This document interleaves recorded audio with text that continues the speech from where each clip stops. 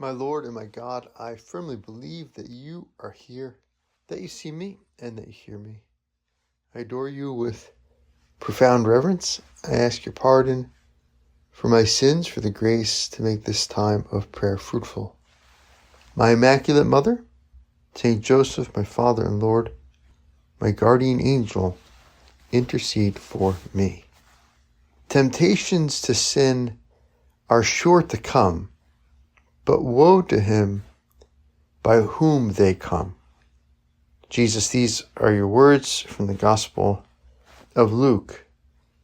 And it's so good for us to realize that there's a huge distinction between temptation and sin. Sometimes when we have a sensitive conscience, at times rooted in a little bit of pride or perfectionism, we can be very upset with ourselves just because of temptations to sin, just because of evil inclinations or sinful desires that we may experience, or bad thoughts that we may have. And Jesus here is saying, look, temptations to sin are sure to come. It's part of life. It's part of the game of being a fallen human being who has to work towards holiness, who has to resist temptation and grow in trust in God and grow in charity. And so it's okay. It's okay to be tempted. The real question is, what do we do with temptations? How do we react to them? And I think a very helpful thought or helpful truth is to realize that God knows us through and through. God in his providence doesn't allow anything to happen to us, inside or out, without knowing it and without being able to turn it into our good. All things work unto the good, St. Paul says, for those who love God. This is called the permissive will of God. Even things that in a certain way are bad, that God can't will directly, but that God simply lets happen because of our freedom. Even those things in God's permissive will, if he lets it happen, he can turn it to our good, and we can turn it to our good. All things work unto the good for those who love God. And Psalm 139, which we read in today's Mass, is this wonderful expression of this knowledge of God, that God knows us not just externally, but he knows us right through. He knows all of our thoughts. He knows all of our emotions. He knows everything about us. We're transparent to God. O Lord, you have searched me and known me. You know when I sit down and when I rise up. You discern my thoughts from afar. You search out my path and my lying down, and are acquainted with all my ways. Even before a word is on my tongue, behold, O Lord, you know it altogether. You beset me behind and before, and lay your hand upon me. Such knowledge is too wonderful for me. It is high. I cannot attain it. An incredible expression, Jesus, of how you know us. You know me from the inside out. Those thoughts that I think are just mine, those fears that I don't think anyone else is privy to, those deep worries or emotions that we all have, that we experience as inside of us, inside of our heart or inside of our mind, are closed to so many people, closed to the world, at times even kind of closed to ourselves because we don't want to look at them and we don't want to experience them.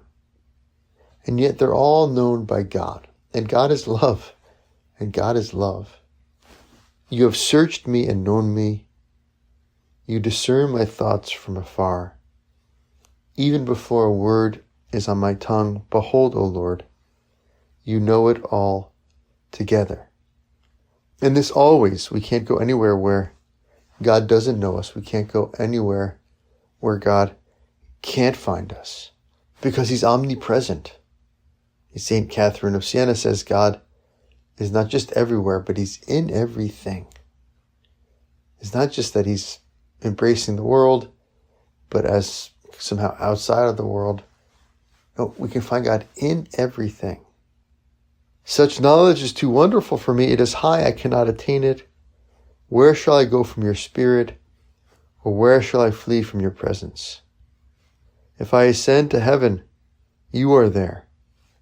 If I make my bed in Sheol, you are there.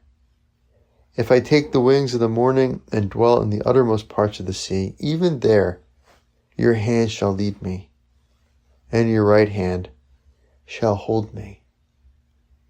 We're transparent to God, and we're always transparent to God. God sees right through us. And the only thing to fear is sin. The only thing to fear is rebelliousness against God, not trusting in God. And even though God sees everything, we're transparent to God. It's a great exercise to be transparent to ourselves in God's presence. To recognize those knots in our soul, those rough spots of fear or of ignorance or of mistrust, misunderstanding, those temptations, and not to be afraid. God sees it all, and God's okay with it all. If God weren't okay with it, he would change it. Nothing happens to us that's not at least allowed by God, allowed by his permissive will for our good. All things work unto the good for those who love God. Sometimes we might have this experience talking to someone who is particularly sensitive or particularly insightful.